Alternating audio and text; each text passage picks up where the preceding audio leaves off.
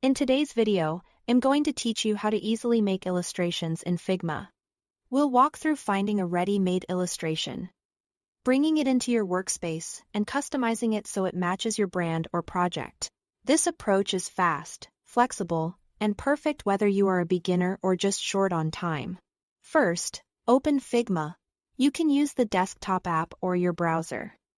Either way, make sure you are signed in so your work is saved as you go.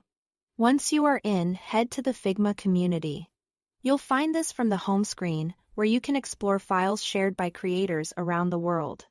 In the search bar, type illustrations. You'll see a variety of styles, from playful and abstract to clean and minimal. Pick a template that fits the look you are going for. When you've found one you like, click Open in Figma to add it to your workspace. And then open the file so you can start editing. Now it's time to customize. Select the selection tool or press V on your keyboard. Click any part of the illustration to select it. Then drag to move it around your frame. Use the corner handles to resize, hold Shift while dragging to keep proportions looking natural.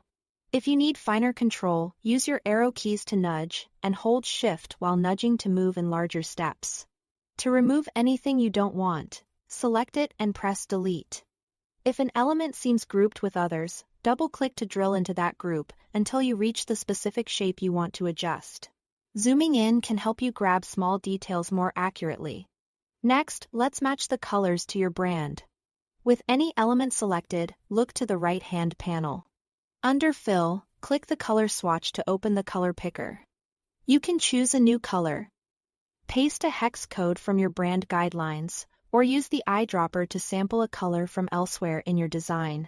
If the element has a border, you'll see stroke in the same panel. Adjust its color, weight, and opacity to keep everything consistent. As you update colors, aim for enough contrast so text and key shapes remain readable. And keep a limited palette for a cohesive look. Some templates include color styles.